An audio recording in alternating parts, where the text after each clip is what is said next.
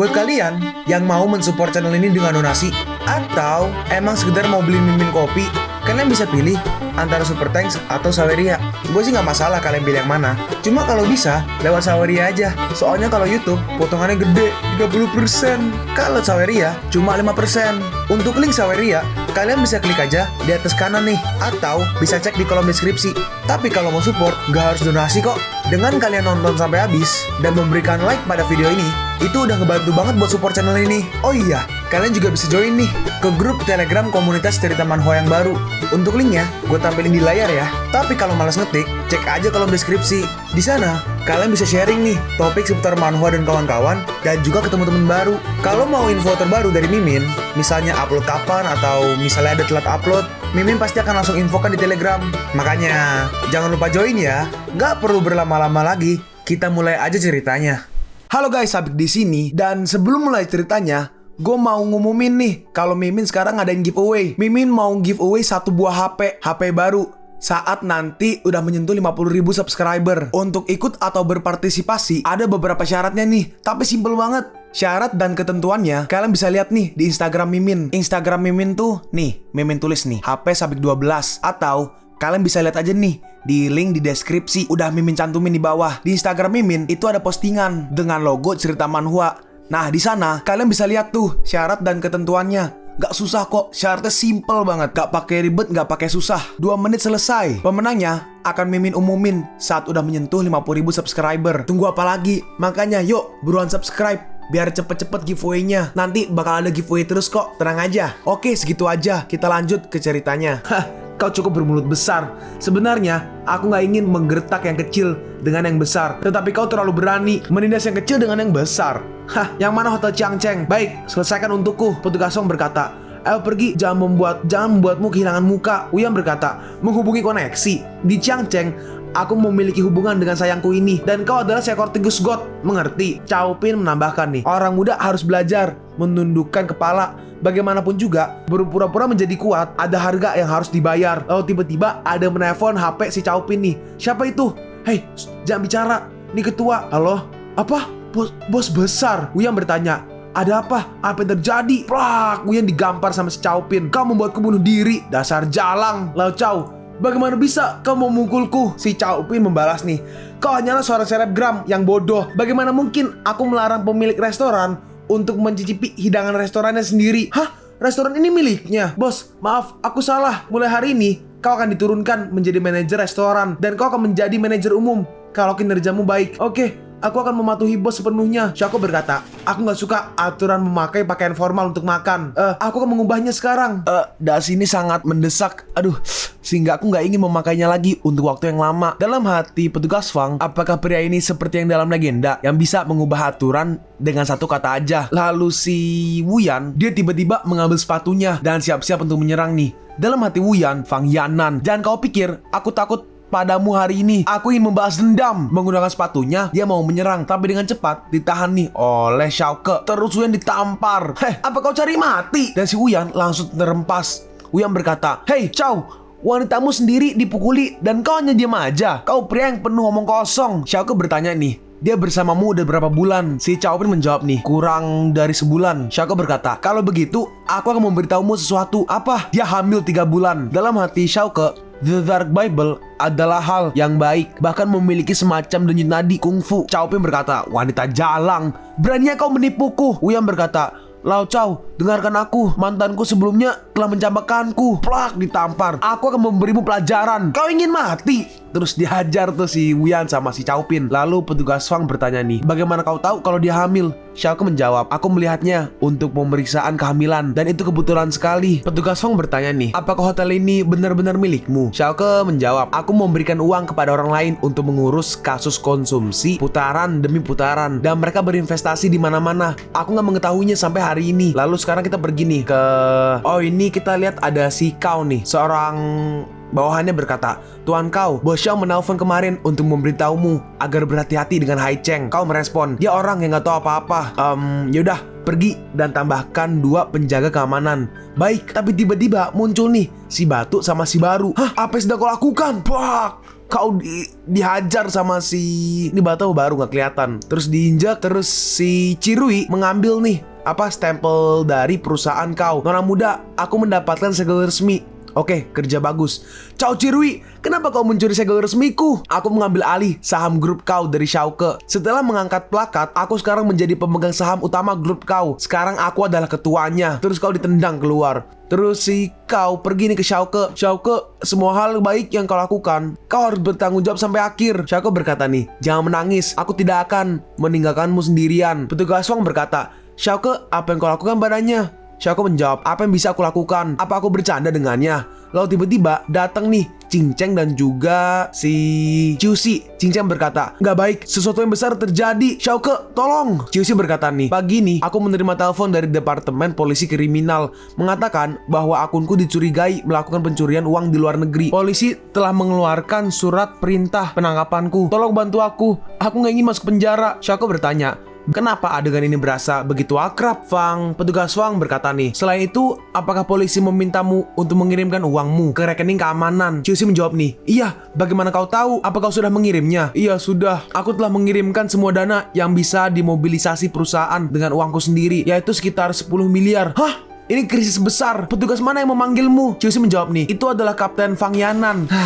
Kamu ditipu, gak mungkin. Aku menelpon Departemen Polisi Kriminal untuk memeriksa mereka mengatakan bahwa Kapten Fang sedang menangani kasus milikku. Xiaoke berkata nih, dia adalah Fang Yanan. Kau pernah bertemu dengannya sebelumnya. Petugas Wang juga menambahkan nih, aku gak pernah menelponmu. Lalu Ciusi memohon nih, Kapten Fang, tolong biarkan aku pergi. Aku benar-benar gak terlibat dalam pencucian uang. Petugas Wang berkata, panggilan telepon polisi itu palsu. Kau gak bersalah sama sekali. Yang artinya kau telah mengalami penipuan telekomunikasi. Ya Tuhan, aku telah ditipu 10 miliar. Cinceng berkata, Kapten Fang, di mana kau pagi ini berada? Kau meragukanku. Aku sedang cuti dan aku nggak piket sama sekali. Siapa yang akan bersaksi padamu? Xiaoke merespon nih, aku bisa bersaksi. Kami telah berada di hotel sejak tadi malam dan dia bahkan tidak menelpon siapapun. Oh ya, ngomong-ngomong, aku punya rekaman telepon tadi. Nih, suaranya diputer nih. Tolong segera kirimkan uangnya. Saluran pengiriman uang akan ditutup dalam 10 menit dan kemudian kau akan duduk di bagian bawah sel. Xiaoke berkata, suaranya sangat familiar dan musik latar yang familiar ini. Cincang berkata, cepat dan kirim uang segera. Ayo cepatlah. Ya, baik-baik. Ini Lan Meng dan Taosun penipunya. Ciusi bertanya, apa yang terjadi barusan? Xiaoke menjawab nih, orang yang menipu Ciusi adalah Lan Meng. Hah? Lan Meng? Mendengar itu, kau sangat marah. Aku akan membunuh Lan Meng. Ciusi bertanya, ada apa dengannya?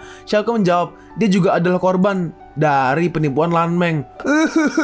Nasib kita berdua sungguh-sungguh sama sialnya kawan. Iya, sungguh menyedihkan. Xiaoke bertanya nih, bagaimana denganmu? Apa kau telah ditipu juga olehnya? Cincang menjawab nih, ini bukan konspirasi, ini perampokan terbuka. Apa yang terjadi? Chow mengirimkan kiriman pagi ini dan dirampok di tengah jalan. Terlebih lagi, cara perampokan itu mengerikan. Nah, ini kaki tangan Lan Meng menghalangi truk nih. Nah, tuh si Batu baru lupa lah. Inti yang rambutnya 2 tuh. Dia menahan nih truk yang jalan tuh. Diberhentiin hanya dengan tangannya. Kami mengajukan pengawalan bersenjata dan semua pengawal itu dilengkapi dengan senjata. Tapi senjata api tampaknya nggak berpengaruh pada mereka. Peluru semuanya terhempas dan barang-barang di koper itu semua dibawa pergi nih. Cincang melanjutkan, dia merampok kami dari puluhan miliar barang dan membuat kami memotong pasokan di seluruh negeri. Jika nggak bisa dilunasi sesegera mungkin, ganti rugi yang dilikuidasi saja sudah cukup untuk membuat kita bangkrut. Xiaoke berkata, dia sudah terlalu jauh. Petugas Fang memotong nih, kau bisa memanggil polisi, aku yang akan menanganinya. Aku nggak akan menelpon polisi kali ini. Petugas Fang bertanya nih, apa yang akan kau lakukan di TKP? Xiaoke menjawab, verifikasi perkiraanku aja. Nah, ini Xiaoke menemukan sesuatu nih. Nah, itu dia. Nah, sekarang Xiaoke pergi nih ke pusat penilaian bukti material. Siapa? Jadi barang tadi dimasukin ke lab tuh. Si scientist berkata nih, hasil penilaian udah keluar. Logam yang Anda kirim adalah emas 18 karat. Petugas Wang bertanya, 18 karat emas? Xiaoke bertanya nih, logam apa yang dicampur dengan emas? Ini kromium dan tembaga. Hal ini bisa meningkatkan kekerasan dan ketangguhan emas. Oh, aku mengerti. Petugas Wang berkata nih, Xiaoke, jangan impulsif. serahkan aja pada kami. Lanmeng datang padaku. Aku harus melanjutkan trik ini. Xiaoke, lindungilah dirimu. Nah, Xiaoke jalan nih dan menemui Qingcheng. Xiaoke bertanya, apakah semuanya siap? Kami siap. Kami mendapat kabar bahwa kami akan mengirim ulang. Oke, kali ini aku sendiri yang akan menjaga barangnya. Qingcheng berkata nih, aku akan menemanimu. Tapi Xiaoke merespon, enggak, kau sebaiknya nggak pergi. Itu sangat berbahaya. Qingcheng membalas, cinta di kota yang memikat. Oh, love the city. Memikat adalah usaha kita bersama. Aku nggak bisa meninggalkanmu sendirian. Kau sangat berani. Oh ya, Xiaoke, kalau kau bisa, aku berharap kita bisa mempererat hubungan kerjasama kita berdua. Hah? Ini, Xiaoke berkata, oke, aku akan bersungguh-sungguh karena kita sangat cocok. Kenapa kita nggak menikah? Loh. Ada 2 kakak laki-laki di atasku dan kau bisa menjadi saudara perempuan keempat kami. Lalu tiba-tiba ada menghalangi truknya nih. Terus truknya berhenti, si supir kabur.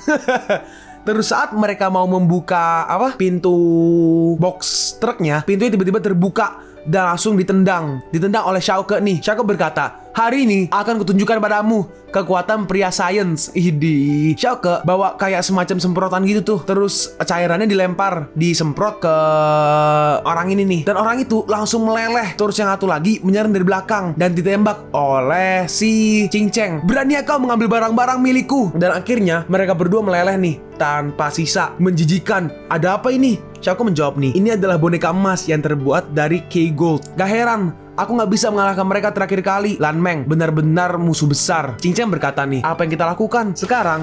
Bahwa barang-barang di atas semuanya palsu dan kita harus memulihkan barang sesegera mungkin. Xiaoke berkata nih, sumber barang bukan masalahnya. Masalahnya adalah Lanmeng. Cepat, bawa aku ke apoteker. Dalam hati Xiaoke, pergi ambil air mandi dulu. Lalu tanya Rich Sister atau Chow Chow, bagaimana cara menangani Lanmeng. Nah, terus mereka pun sampai di sana nih. Qingcheng berkata, pintu pengaman terbuat dari paduan titanium. Kita nggak bisa menembusnya, bahkan dengan bola meriam. Ini adalah tangki penyimpanan yang terbuat dari kristal impor. Dalam hati Xiaoke, ini hanya air mandi, tetapi ini terlalu megah. Xiaoke berkata nih, temukan lebih banyak wadah, semakin besar semakin baik. Baik, lalu datang nih banyak banget kayak tong gitu tuh gede tuh. Terus akhirnya dikasih nih tong banyak banget. Xiaoke berkata, oke, kau bisa pergi sekarang. Saat di luar, jadi si Qingcheng pergi nih ke sebuah ruangan dan melihat ke komputer. Maaf, aku harus tahu resep Qingcheng Cuelian atau yang Love the City itu. Ternyata Qingcheng ada CCTV nih di kamar tempat Xiaoke mau ngisi Love the City. Aku nggak bisa mengandalkanmu sepanjang waktu. Jika tidak, Qingcheng International akan tunduk padamu. Tapi ternyata Xiaoke sadar nih akan kameranya. Hah? Apakah aku ketahuan? Dan kameranya langsung dihancurkan oleh Xiaoke.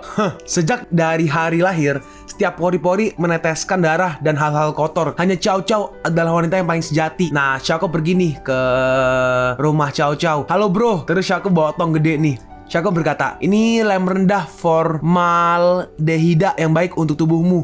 Wah, terima kasih bro. Oh iya, yang mulia sedang mempelajari meterai Tuhan di pintu yang tertutup. Ada perlu apa kau kemari? Hehehe. Chow Chow nggak dari sini. Lalu Xiaoke dengan cepat langsung ngambil air mandinya nih. Xiaoke berkata, kalau kau bertanya kembali kepada ratu, kau akan mengatakan bahwa matahari beracun baru-baru ini dan airnya telah menguap. Hah? Hey, apa kau mengerti? Iya bro. Terus Xiaoke dari Chow Chow langsung dikeluarin nih, langsung ditaruh ke tangki-tangkinya semua. Semua hiruk pikuk dunia adalah keuntungan dan kemakmuran dunia adalah keuntungan. Ini sangat bagus sekarang karena itu semua air mandi. Akhirnya selesai dan akhirnya penuh. Nah, ini Xiaoke nyantai sama sama skeleton di pantai gitu kan. Xiaoke bertanya, katakan padaku, tulang tua, apakah kau memiliki cara untuk mengatasi roh jahat? Si skeleton menjawab nih, iya. Apa kau ingin membunuh keluargamu? Xiaoke berkata, kami adalah ilmu hitam yang sebenarnya, bukan yang kiri. Aku berbicara tentang roh jahat. Oh, semua hal di dunia ini saling bergantung dan rahasia apapun dapat dipecahkan. Nah, sekarang ada di Taman Phoenix. Sini, ikut denganku. Ternyata si skeleton membawa Xiaoke untuk menemui burung phoenix nih. Wah, sungguh phoenix yang cantik. Si skeleton menjelaskan nih, Feng Yu adalah semacam hal yang menguntungkan yang dapat mengatasi kejahatan dan roh jahat. Kalau kau bisa mendapatkan bulu phoenix, kau akan stabil. Bagaimana bisa aku mendapatkannya? Terus Xiaoke langsung didorong nih. Dengan begitu, kau bisa mendapatkannya. Hei kau, sialan. Terus Phoenixnya langsung sadar nih akan Xiaoke dan langsung marah. Hei, jangan impulsif dulu. Phoenix, dengarkan penjelasanku. Lalu Xiaoke langsung diserang ke pohon sampai pohonnya patah. Kuautian, kau curang. Nah, terus Skeleton maju nih. Sekarang, Skeleton ya maju pengen ngambil satu bulu, tapi Skeleton langsung dihancurkan oleh si Phoenix. Aduh, ini Xiaoke berkata nih, benda ini berbahaya untuk terbang. Skeleton berkata, jangan berkecil hati. Phoenix terkadang mengalami kerontokan rambut. kita mungkin gak cukup beruntung untuk bertemu dengannya. Hah? Bagaimana dengan hair removal? Apakah kau pikir Phoenix adalah kera prosedural? Tapi tiba-tiba ada nih satu bulu jatuh di depan mereka. Shaco berkata, gak ada tempat untuk menemukan jika Jay melangkah melalui sepatu besi. Dan itu semua mudah. Skeleton berkata, apa kau menendang sepatu besi setelah... Hah? Translate-nya... Oh ya guys, kalau misalnya ada kayak translate-an yang kurang masuk nalar itu dari sana ya guys. Dari komiknya memang sudah begitu. Shaoko pun akhirnya keluar nih dari kotak-kotak dari ruangan tempat pengisian tadi nih. Shaoko berkata, aku menambahkan Love the City. Cingjang bertanya, berapa banyak yang sudah ditambahkan? Nih, semuanya penuh. Shaoko, kau luar biasa. Ini hal biasa. Shaoko, aku sangat mencintaimu. Dan akhirnya Shaoko pun keluar nih. Kota ini sangat gak beruntung. Lalu tiba-tiba ada menelpon Shaoko nih. Shaoko berkata, Blue Mansion kan? Oke, aku kesana, Lan Meng. Aku gak peduli keterampilan apa yang kau miliki. Aku akan mengeluarkanmu dari Chiang Cheng hari ini. Nah, Shaoko pun sampai nih. Di sana ada Cinceng, Ciusi, dan juga kau. Shaoko bertanya, apa yang kau lakukan di sini? Cinceng menjawab nih, kami di sini untuk membantumu. Dan ini mereka semua adalah orang-orang aneh yang berspesialisasi dalam berurusan dengan Lan Meng. Nah, ini yang kiri nih adalah penghipnotis Akash. Yang tengah Chickman Lux. Yang kanan air dan api. Namanya tidak tahu. Karena ribet, kita panggil aja si wanita, si gendut, sama si kakek ya. Senang bertemu denganmu. Si wanita berkata, cepatlah, aku masih ada janji malam ini. Si gendut berkata nih, cukup bagiku untuk pergi sendiri. Si kakek menambahkan, meskipun kau membayarku, tolong jangan buang-buang waktuku.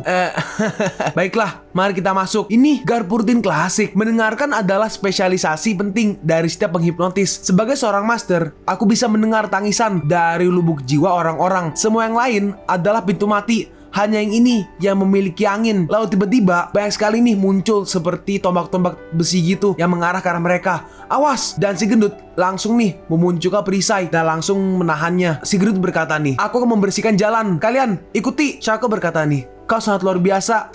Apakah ini luar biasa? Si kakek membalas, ini semua kecil. Ketika kau melihat kemampuan Taois 2. Oh, mungkin Taois ini. Ketika kau melihat kemampuan Taois ini yang malang, kau harus menghormatinya seolah-olah dia adalah dewa. Lalu mereka sampai nih di sebuah seperti gerbang. Di situ ada sebuah pintu, kunci gembok, ada sebuah pintu, gembok, dan juga kunci nih di bawah api gitu. Shaco berkata, sepertinya kita membutuhkan kunci itu untuk membuka pintu. Aku yang akan melakukannya. Panas banget. Ayolah. Lalu si kakek langsung nih menyiapkan skillnya. Dewa air adalah inti dari 5 Chi. Melalui 3 lingkaran 100 melewati Tianjin. Singkirkan racun api dan singkirkan radangnya. Dan apinya langsung dipadamkan nih oleh si kakek. Dan mereka berhasil membuka pintunya. Shaco berkata, Lan Meng, apalagi yang kau punya sekarang? Keluarkan semuanya. Hehe, Shaco, aku sangat menyukaimu. Aku benar-benar gak ingin melihatmu mati di sini. Terlalu dini untuk berbicara besar. Aku gak tahu siapa yang akan menang. Oh iya, aku mengundang beberapa orang, tetapi mereka semua ahli. Si gendut berkata nih, ternyata kita kemari hanya untuk melawan seorang wanita. Benarkah? Kalau begitu, aku akan belajar dan mengajarkan trik brilian ke semua orang. Pergi! Lalu si Lan Meng mengeluarkan sebuah boneka nih. Kali ini bonekanya sangat besar. Itu hanyalah penutup. Lihatlah kekuatanku selama 10 nafasan. Kita lihat nih, si gendut maju, tapi dengan mudah langsung dikalahkan oleh si boneka dari Lan Meng. Lalu si boneka langsung menyerang lagi nih. Si gendut mencoba menahannya menggunakan perisainya, tapi terus diserang terus-terusan. Mustahil. Bagaimana mungkin metode penutup mata memiliki kekuatan yang begitu besar? Diserang bertubi-tubi. Si kakek berkata, aku akan membantumu. Chan San Lian, Kun Liu Tuan. Ketiga negara adalah api, rintangannya adalah panah, tergesa-gesa adalah hukum. Boneka yang dipotong kertas ini pada dasarnya adalah manusia yang dipotong kertas. Jika kita menyerangnya dengan api, kita bisa menaklukkannya. Terus akhirnya diserang tuh pakai api bonekanya. Beraninya kau memamerkan kekuatanmu di hadapan kaisar ini? Shaco berkata, wah luar biasa. Tapi bisa dilihat ternyata bonekanya sama sekali nggak tergores. Terus si kakek langsung dikalahkan begitu aja. Emas jati nggak takut api. Boneka milikku ini terbuat dari emas dan perak asli. Sepertinya sudah waktunya bagiku untuk bermain. Terus si ini kan si wanita yang tukang hipnotis kan, dia ngeluarin jam ini nih, jam pocket watch. Dikeluarin nih. Lihat, apa kau melihat sosok berjalan di matahari terbenam? Tapi si Lan Meng niup benda aneh yang kemarin tuh. Terus malah mereka bertiga yang kehipnotis. Dewa perang paling hebat, tolong akhiri hidup kami yang penuh dosa. Hei, Shaco berkata, hei, bukankah kalian terlalu memaksakan diri? Karena kalian telah memintanya, lalu aku akan membantumu. Kita lihat nih, mereka terhipnotis dan bonekanya mau menyerang. Lalu Xiaoke menggunakan ini nih, bulu Phoenix tadi. Hei, kau berharap terlalu tinggi. Pedang dan senjata sejati nggak bisa menggerakkan dewa perangku. Apa itu? Bulu. Lalu Xiaoke menyerangnya dan boneka itu langsung musnah. Hah? Sesuatu yang membunuhmu. Lalu si Lan Meng meniupkan sesuatu lagi nih. Muncul nih banyak sekali ular dari sekeliling mereka nih. Mereka dikepung. Xiaoke berkata, betapa kecilnya kali ini. Kau mau menyerang kita dengan ular racun? Lalu Xiaoke masih menggunakan bulu Phoenix-nya. Semua ular itu langsung dibantai. Hah? Bagaimana mungkin ada hal-hal yang sekuat itu di dunia ini? Astaga, sangat kuat. Xiaoke berkata, sekarang giliranmu. Lan Meng berkata nih, Enggak, jangan kesini. Lalu Lan Meng meniup lagi nih. Dalam hati Xiaoke, aku nggak percaya itu. Apakah kau akan kebal terhadap ilusiku? Lalu ini kayak ilusi nih. Tuan, silakan makan aku. Kau mau makan yang mana dulu? Kalian pun sampai di penghujung video ini. Kalian mau tahu lanjutan chapter ini? Atau manhwa menarik lainnya? Makanya, jangan lupa subscribe biar kalian gak ketinggalan kalau gue upload video baru. Jangan lupa like, komen, dan share ke teman-teman kalian supaya channel ini bisa lebih berkembang ke depannya. Segitu dulu dari video cerita manhwa. Gua Sabik undur diri. See you on the next video. Zaijian.